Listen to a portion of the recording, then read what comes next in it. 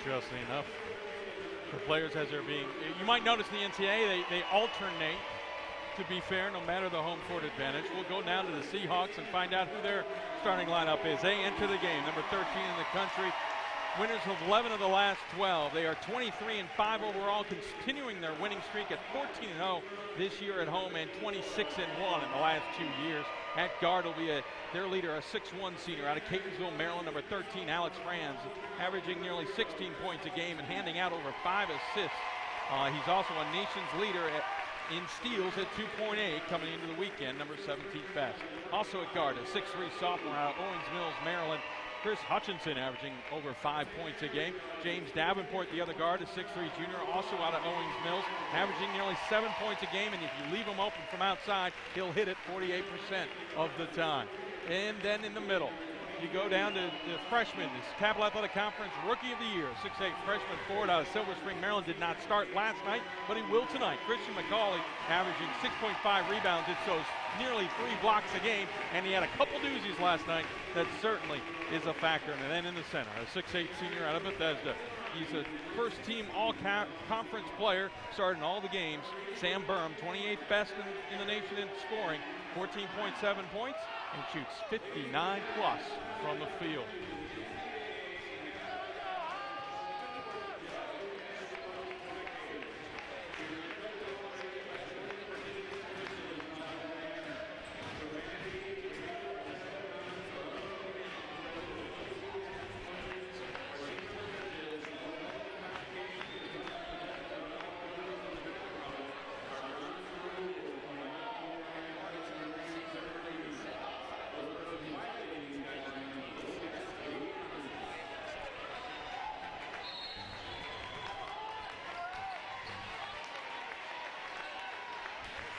I am Dave McHugh alongside Tim Murray calling this game from St. Mary's. We'll keep you abreast of other scores going on as well. Both teams, interestingly enough, wearing their exact same uniforms from last night. They got them nicely washed and pressed for tonight. Is Randolph-Macon in their yellow, or lemon yellow with black trim, and it's St. Mary's in their white with blue and yellow trim. And it's Randolph-Macon who controls the opening tip between Braxton and McCauley. And it's Eric Pugh in possession of the ball, being guarded by Hutchinson.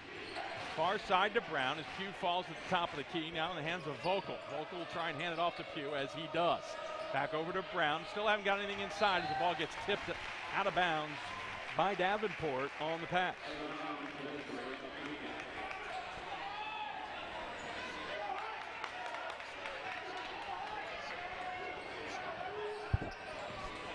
Vogel with the ball, drives to the lane. Notice he didn't want to look for the shot. Gives it to Krosky for 3, off the back iron, no good. Easy rebound by Burham.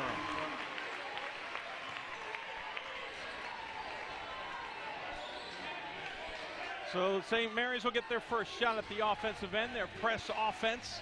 Something Randolph-Macon didn't realize they were practicing against on Tuesday, as Franz drives the lane, wanted a foul called, didn't get it, and a steal right on the pass from Hutchinson. He gets it to Burham. Burham goes up the layup, misses it, but gets the tip in the fall.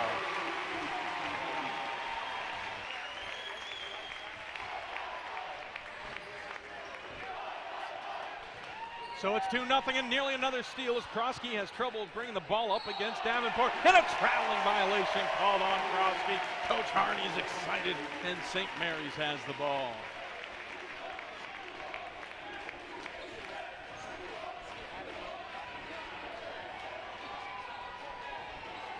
You got to be careful against St. Mary's defense, and Randolph-Macon has learned early with 2 turnovers and possibly going to give up some more points here. Franz with the ball, top to the key to Burham. Burham to the far side of Davenport. Davenport crosses over and gets it back to Franz. Just 14 on the shot clock. Franz barely loses control, gets it to Davenport, thought about 3, steps in, off the back iron, no good, and Braxton hauls in the rebound over McCauley.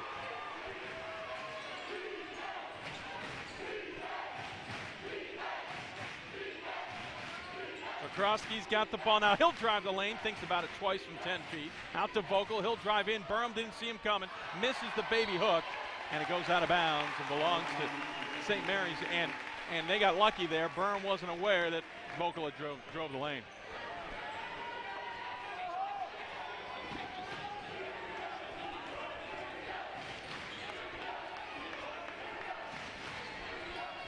So it's 2-0, just over 2 minutes in, and Burham throws up. I think it was a lob pass to McCauley. It went off the backboard and fell into Randolph-Macon's hands. Everyone looked confused on that one.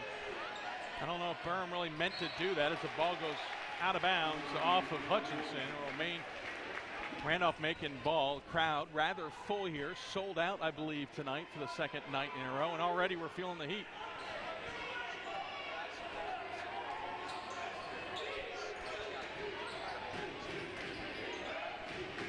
Pugh drives the lane, kicks outside to Brown, thought about three. Will drive in, gets met by McCauley into Vogel, and Vogel beats Burham for the layup.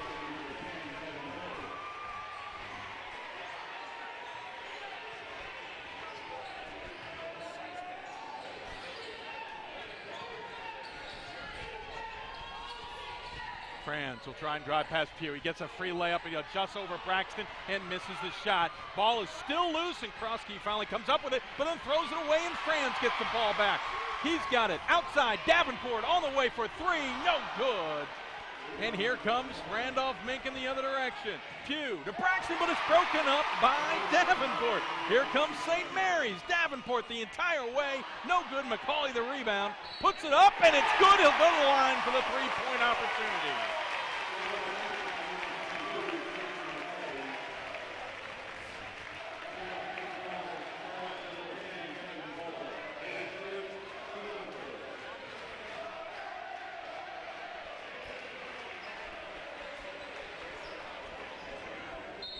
McCauley will shoot two. Vogel and Pugh somehow subbed out. I'm sorry, shooting one. That's why they subbed out. Vogel picks up the foul. He and Pugh will take a seat. Into the game now are going to be Danny Jones, who we know comes off the bench as their leading scorer, and also alongside of him will be Adam Desgain.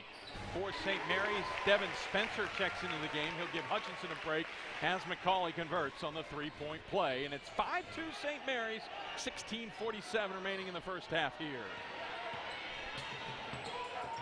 And a double team almost causes a turnover. Another double team. McCauley goes for the steal. Oh, hard collision head to head between Desgain and McCauley's on the floor hurt. He did that last night. He went for a steal at the top of the key that he was late for. He just got the foul that time. This time he gets the foul and then gets his head thrown.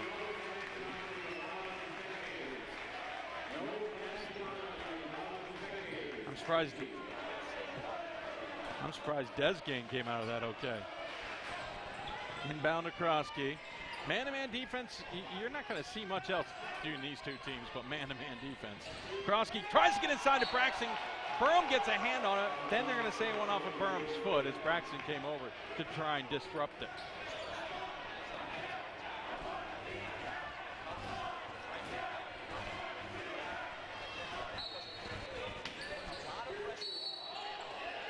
And a foul away from the play. They're going to call Spencer there for probably holding on to the man as he cut through. That is Spencer's first personal foul and team's second. And now checking in Mike Fitzpatrick, who will replace Spencer, along, by the way, with Hutchinson, who will replace Davenport. Fitzpatrick, a heck of a story. Hasn't played a lot, especially last year due to injury, and he is so much more fit this year, and he is explosive sometimes. Danny Jones for three, top of the key, in and out. Rebound fought for between Braxton and Davenport, direction Hutchinson. It's jump ball and alternating possession gives it to the Seahawks.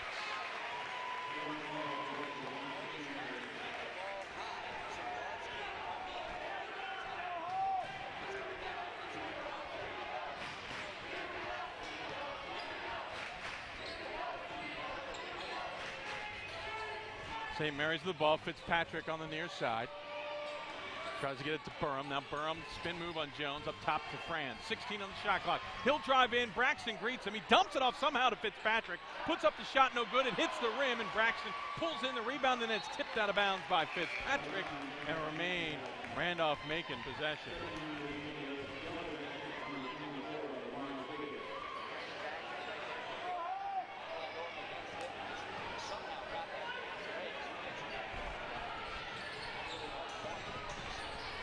Interestingly enough, Franz known for making that mistake on a few occasions. That won't be the last time we talk about it. Into the game for Randolph-Macon. Lamar Giggets for the first time today. as Danny Jones has the ball. Now he gets in the hands of Desgain. Desgain being guarded by Franz, now up top to Giggets. Giggets trying to make something against a very quick-footed Fitzpatrick. Now passes to Jones. Quick inside to Desgain, who wasn't ready for it and was behind him. Franz has the ball, and here comes St. Mary's the other way.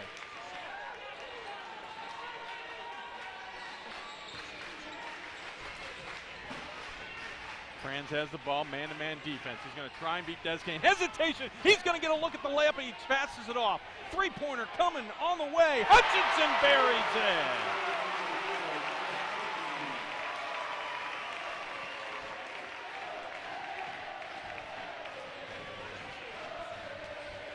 Yeah, his percentage has certainly changed thanks to this weekend alone. Danny Jones inside and it's swatted by Fitzpatrick. He's got the ball, they're coming the other direction. Fitzpatrick, hesitation, gets around his man, and he's got two. And it's 10-2 St. Mary's, and Coach Nathan Davis wants the target over.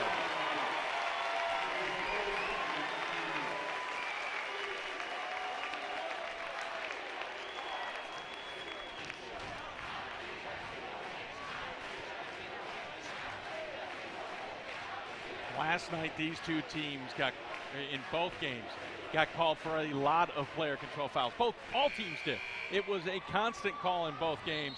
I think somebody learned their lesson there in Fitzpatrick early on in that one. 30-second timeout called by Coach Nathan Davis. This is an interesting matchup of coaches, by the way, everybody. These two coaches, both are coaching at their alma maters, both of them 1997 graduates.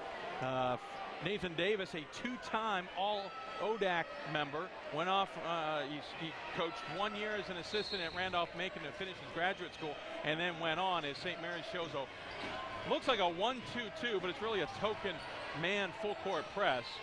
It says Fitzpatrick flashes up. And back to Davis quickly. He's in his second year now after being an assistant coach at a number of schools in the interim, and he's certainly done well at 52-11 now in his career.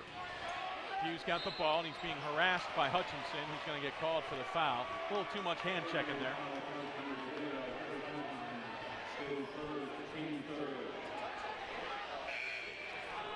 Believe.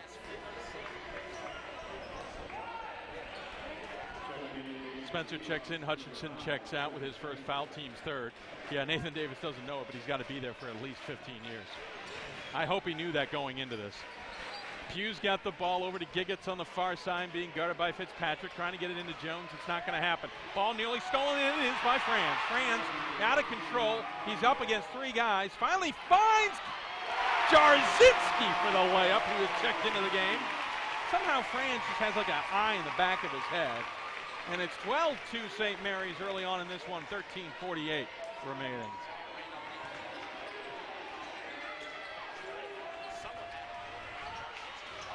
Nice lob pass to Jones. He backs himself up for a layup, and a foul's going to be called on Jeff Haas, who has checked into the game. That is on Haas, his first, team's fourth.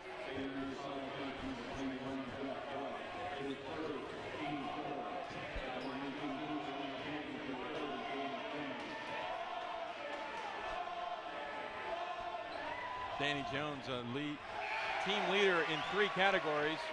One of them is not free throw shooting, even though he's a 75% free throw shooter. Misses the first one as Giggets will check out, and we'll see Brown check back into the game.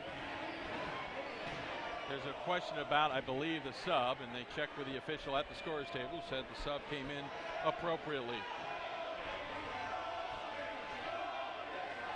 Second one is up, and nothing but net as Danny Jones gets his first point of the night. Gives Randolph-Macon three. It's 12-3. Seahawks the lead in the ball with 13:30 remaining. Haas with it, top of the key. Looks for Franz near side on the wing. Franz spin move on Brown. He'll go in, slice the double team, miss the shot. Ball goes out of bounds. And somehow Brown was able to jump out of the way and give that to Randolph-Macon.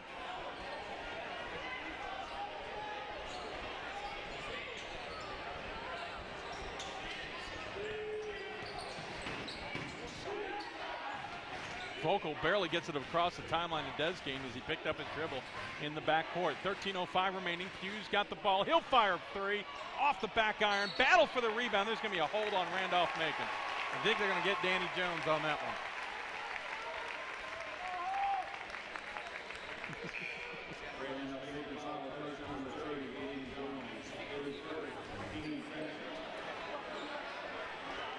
His first foul, team second. A little bit different for St. Mary's. Last night, that might have been allowed, as it was physical last night against Medgar Evers. The officials allowing a lot of contact inside. Let's reset the court for you for St. Mary's. It is Kyle Wise who's just checked in, along with Jeff Haas. And a foul away from the ball going to be called on Jarzynski, who's on the floor, along with Fitzpatrick and Devin Spencer. They're going to call, looks like he screened out his player or something. I'm not sure by the officials' call, but Jarzynski picks up his first, team's fifth. The motion by the official gave me no indication as to what the actual call was.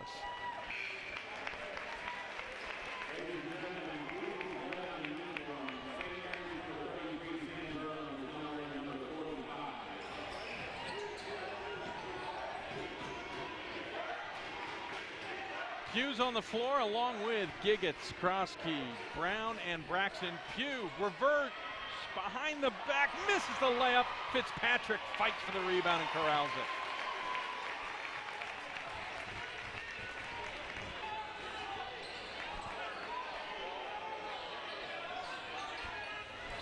That was their problem last night in the second half against Alvernia, as they went cold in the second half for more than 10 minutes, not scoring any points, and went from a 9-point lead to an 8-point deficit. Here they're down 9 with 12:17 remaining in the first half. Fitzpatrick somehow slices that into Burham. Correction, Burham, by the way, wearing 45 tonight, I just noticed.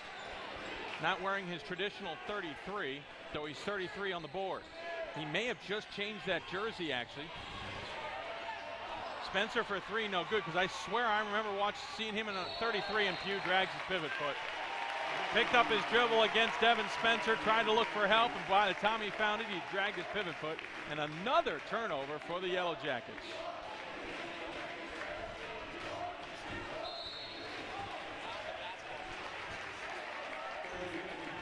And he's now used both his 30s here.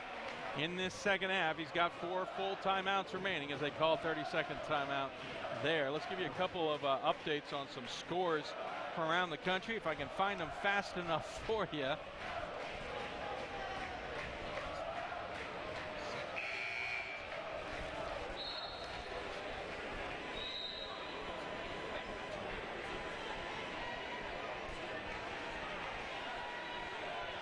SUNY Purchase is leading Cabrini 26-20 with 9:30 remaining.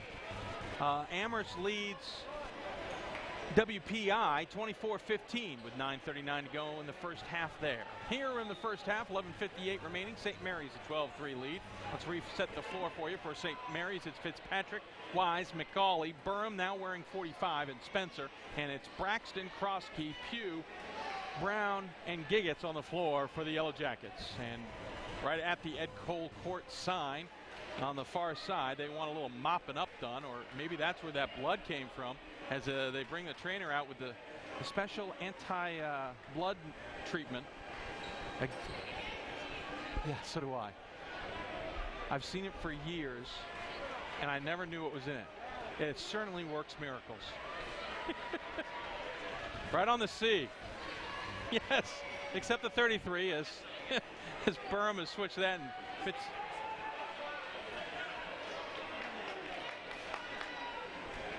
Apparently Burham got blood on him. We just don't know where. I mean, that's and a steal on the inbounds. Pugh going the whole way, lays it in. I don't know what Fitzpatrick was thinking, but that one was clear that Pugh was in the passing lane.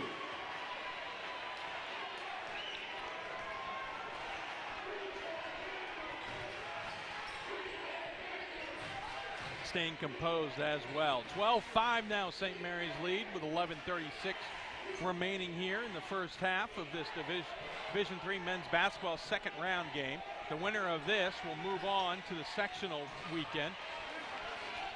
We'll keep an eye on those games. Games being held at Middlebury. As a shot from Spencer is no good. And a quick rebound and put back by Fitzpatrick.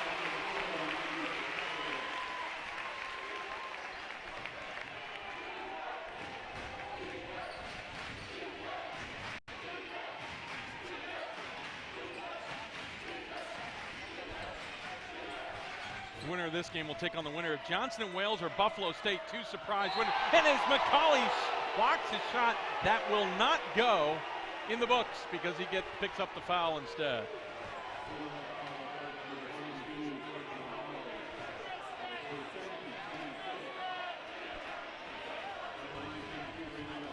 Two fouls, 6 on the team. Jarzinski ready to check in as Brown will go to the line to shoot 2. Brown, a 67.9% free throw shooter, entering the weekend and buries the first one.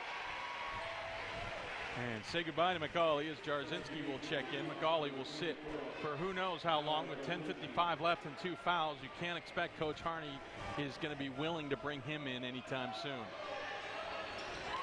Second one is good from Brown. He's got 2 points on the night, and it cuts the lead to 7. It's 14-7.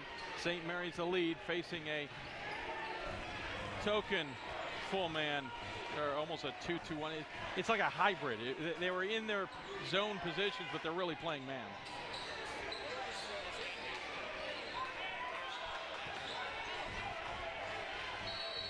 And a foul on the inside. It looks like they're going to call Burham or Braxton. I can't tell which. It will be against Braxton. Initially, when he responded, it looked like he pointed down court, meaning it was on Burham, and Burham looked completely confused.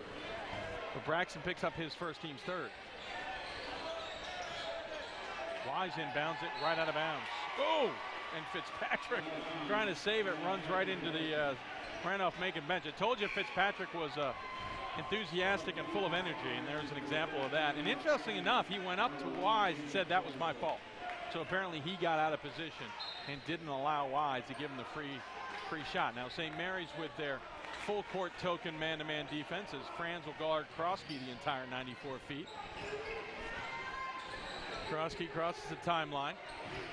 10:20 remaining. Dave McHugh alongside Tim Murray calling this one for you here at Ed Cole Court in the O'Brien ARC Gymnasium on the campus of St. Mary's in St. Mary's, Maryland. Did you get all that? There's a quiz later.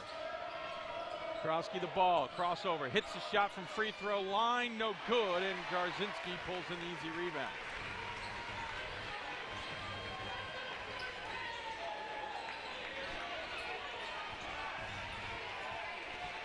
Surprisingly enough, it's the opposite of how these two teams normally play. The Yellow Jackets usually keeping the opponent low scoring. This time it's St. Mary's. Franz has the ball. Trying to get around his man. They're going to call a pushing foul on Brown. He feels he's being pushed by Franz. Nonetheless, it's going against Brown. His first team's fourth as Vogel, Desgain, and Jones check in, and Braxton, Giggets, and Pugh will take a seat for the Yellow Jackets.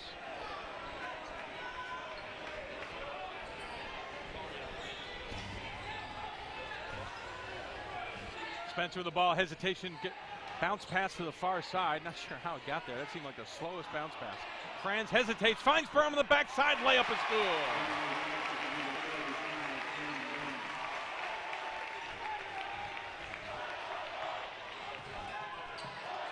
And a little look away as well. Brown for 3, no good. And Jarzinski the rebound. One thing Randolph-Macon is doing is they're giving up a lot of defensive rebounds to St. Mary's.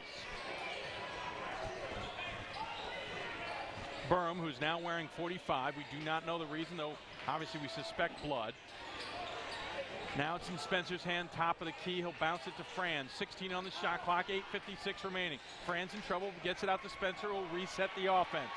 10 on the shot clock. He'll use the Jarzinski pick. Double team now, looking for help. Finds Burham on the baseline. He'll drive, somehow gets past his man, and hits the layup.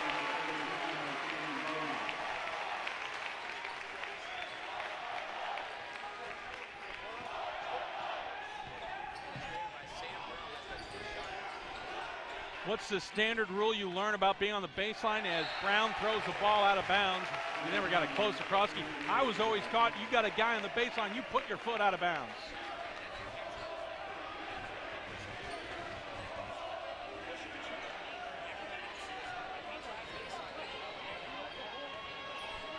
Franz brings the ball across the timeline. He's joined on the floor by Burham, Spencer, Jarzinski, and Davenport, who's got the ball. Now over to Franz, far side, 16 on the shot clock. He'll drive in, forces up his shot, and it falls.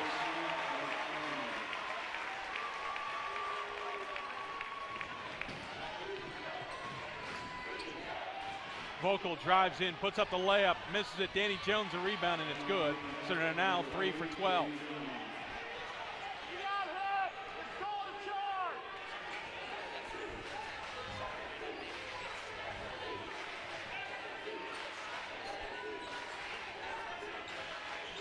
They're not even in double figures yet. 20-9. St. Mary's the lead. 7:32 remaining. They've got the ball. 17 on the shot clock. Franz tries to split the double team and misses it badly. Off his knee. Up ahead. Desgain gets around the defender and lays it home.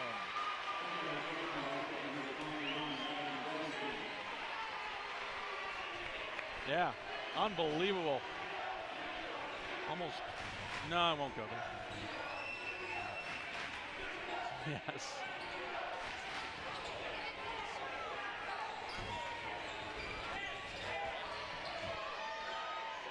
Especially even Northern Virginia, too, as Davenport's in trouble. Ball goes out of bounds off Randolph-Macon. And, man, helping Davenport out there. As timeout called by Coach Harney. Looks like it's going to be a 30-second timeout.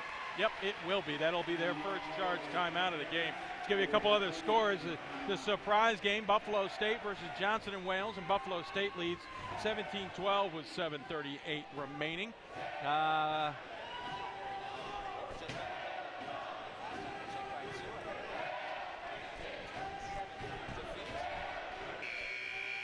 Manchester up on Worcester 18-17. 2 minutes left in the first half there. SUNY Purchase leads and is pulling away from Cabrini 37-23 with 3:40 remaining in the first half there.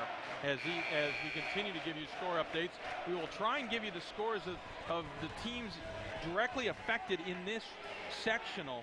The winner of this game, again, Johnson and Wales and Buffalo State, we're keeping you abreast of that one. MIT and Rochester are playing tonight, as are Western Connecticut and Middlebury.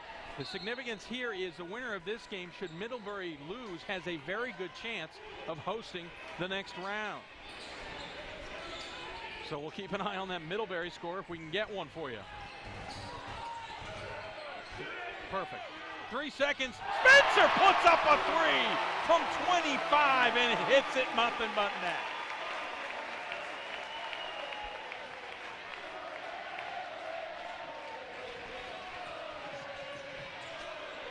Jones's shot is blocked, but a foul call. Coach Harney and the fans can't believe it, but I saw all body on that one.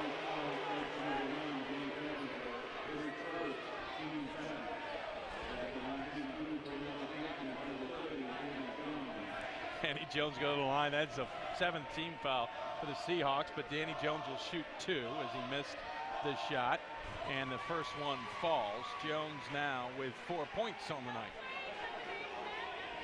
Randolph-Macon down 9, but certainly starting to play a little bit back. Correction, they're down 11, but certainly playing a little bit better basketball. But St. Mary's has nothing but everything falling as Jones hits the second one.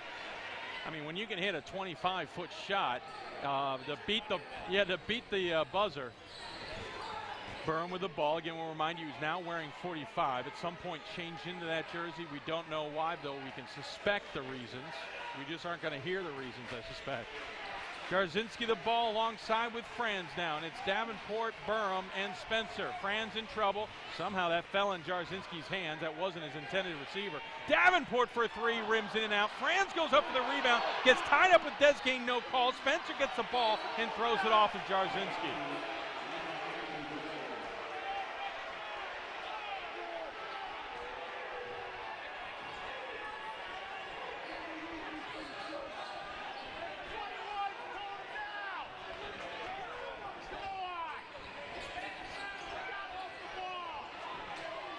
Quick move and basket by Giggets on the other end, cutting the lead to 8 with 5:39 left. And on the previous play, fans from both sides arguing there should have been a foul call as Desgain and Franz were tied up. Was it tie goes to the runner sometimes? Franz slices through the triple team out to Spencer, gets it to Burham. Burham in trouble, now gets it to Davenport, and he'll push. Oh, they're calling a block. That looked like a push off as Davenport extended the arm.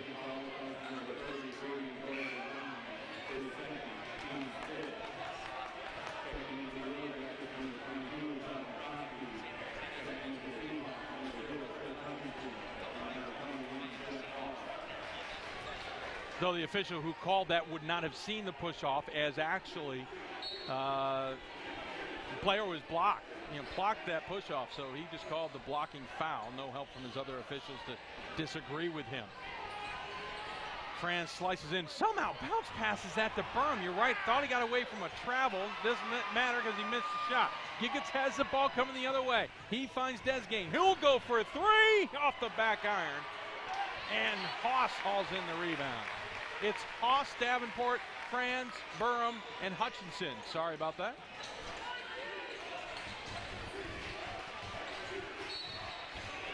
And Pugh, as the whistle blew, knew exactly what he did wrong. He's like, if my hands are in the air, Coach Davis is like, but your hips aren't.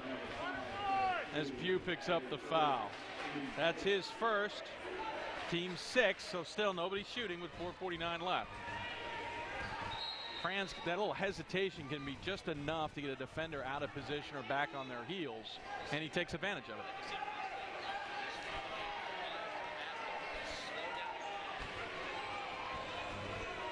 Franz with the ball being guarded by Pugh.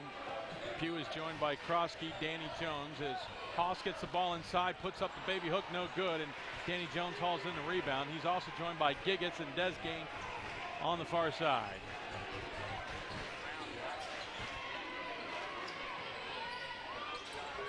Pugh for three deep, no good. And Hutchinson pulls in the rebound.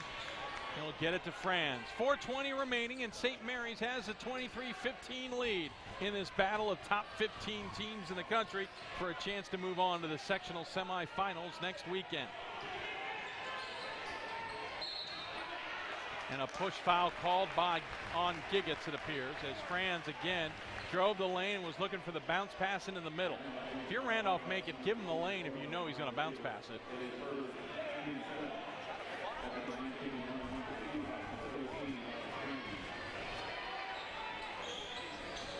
And Franz misses the front end of the 1-and-1, so St. Mary's doesn't get any points on that end. With 4 minutes left, Randolph-Macon would like to get something going here.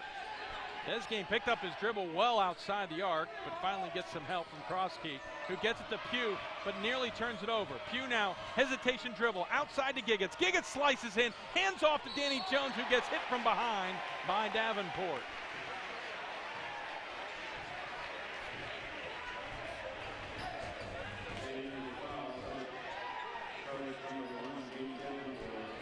I was going to say, if he doesn't move, that's probably a call.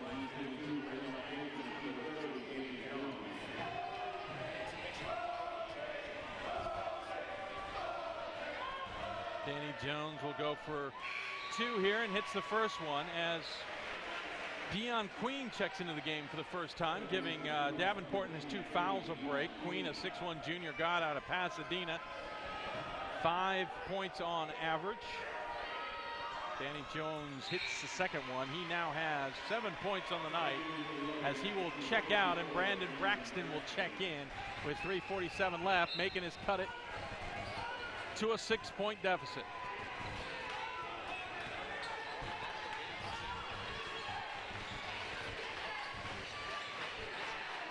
I'm actually surprised Jones wasn't putting Haas down on the block against him, because he certainly would have had an advantage. Franz has the ball, 17 seconds left, 3:25 left in the game. Burham up top. Queen, Franz, 3, good!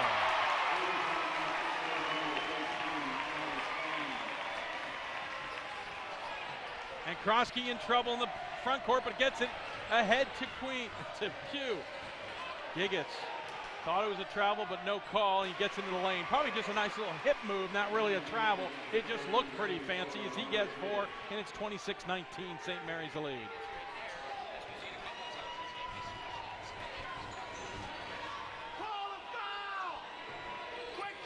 Burham has it at the top of the key. Gets it to Franz on the near wing, trying to get it inside to Burham, changes his mind. Queen has the ball, now far side, looking for Burham. Haas for 3 off the front iron, and there's no way Burham was going to get to that ball. And Desgain apparently decided to haul it in anyway to keep St. Mary's from setting up their defense. 2:30 left, and St. Mary's has a 7-point lead.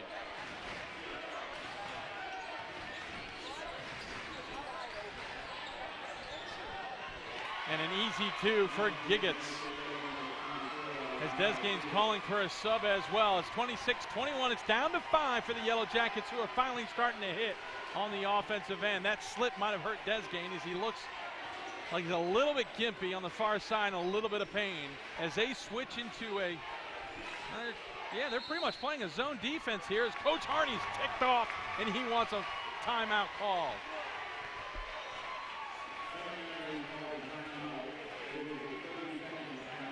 Huddle. I'm with you.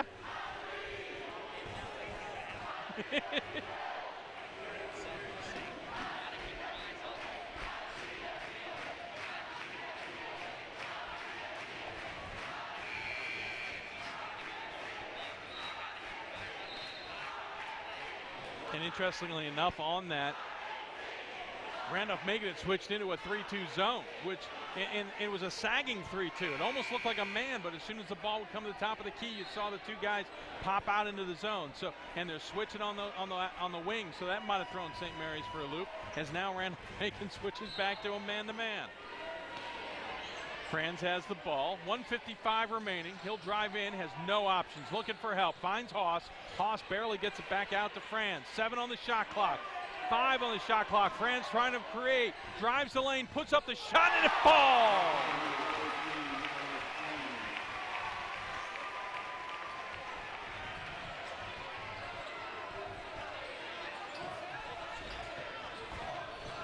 Seven-point lead for the Seahawks. 1:28 remaining. Yellow Jackets with the ball.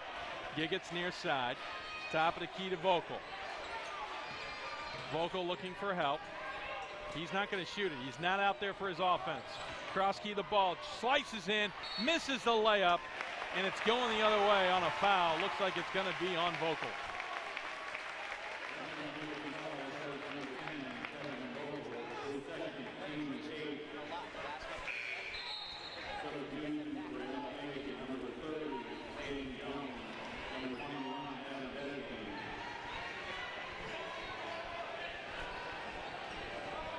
Officials are trying to figure it out now. They will agree that he should be on the line. That wasn't a player control type of situation. So Sam Burham going to the line. If you're just tuning in, he is wearing 45 despite his normal 33. He'll go to the line for the 1-and-1 here, as both teams have 8 fouls. First one up and good. Substitution as Wise will check in now and replace Franz with 1:13 left. Burham now with 7. He's got one more on the way to make it 8.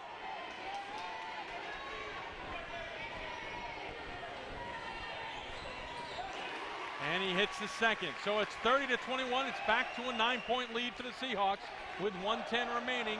Randolph-Macon looking to make a quick little run here and cut into this deficit. And nearly stolen by Hutchinson.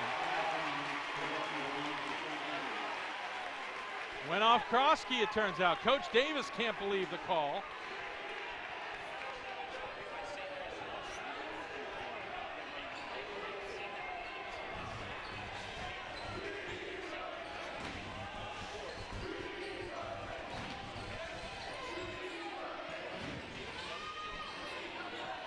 Wise with the ball. He's being joined on the court by Haas, Queen, Burham, and Hutchinson. 13 on the shot clock, 38 seconds and a half. Wise trying to do something. Hesitation, now into a double team, out to Burham. 6 on the shot clock. Queen has the ball, now in the hands of Hutchinson. 3 seconds. He'll drive the lane. 1 second on the shot clock, misses it, but the putback by Haas is good. With 23 seconds left, they're up 11.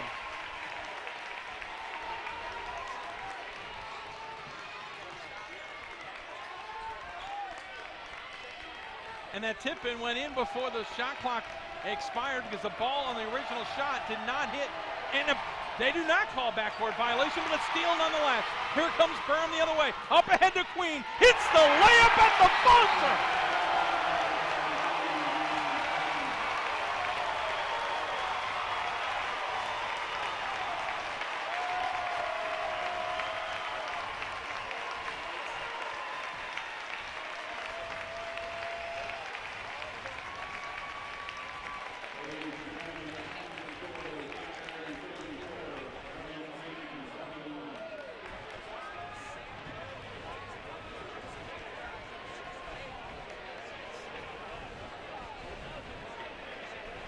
So St. Mary's extends their lead to the biggest lead they've had all game. It's St. Mary's 34, Randolph-Macon 21 at the half. We'll come back in a few minutes with some statistics for you as we catch our breath here from St. Mary's College. You're listening to Division III men's basketball second round action. We'll be back with stats and more and the second half. And give us a little bit of a break. I think we deserve it. We'll be back. Daddy, I'm only 3 years old, but when you look at me, I could see your wheels turning. You're dreaming about what am I going to be when I grow up? A Major League first baseman? Maybe a point guard for a national championship team? Or the winner of the Heisman Trophy? The odds of a child becoming a professional athlete? 1 in 16,000. The odds of a child being diagnosed with autism? 1 in 150. You know the odds of autism. Now learn some of the signs. No big smiles or other joyful expressions by 6 months. No back and forth sharing of sounds or facial expressions by 9 months. And no babbling by 12 months. To learn more of the signs and more about autism, visit autismspeaks.org. So, Dad, let's keep dreaming the impossible while looking out for the possible, okay? Brought to you by Autism Speaks and the Ad Council. Who are you? Who can make you cheer? And play your fight song? Who can bring you to your feet? Or bring you to your knees? When the game is on the line, who do you want to take the last shot? NCAA basketball. Who's your team?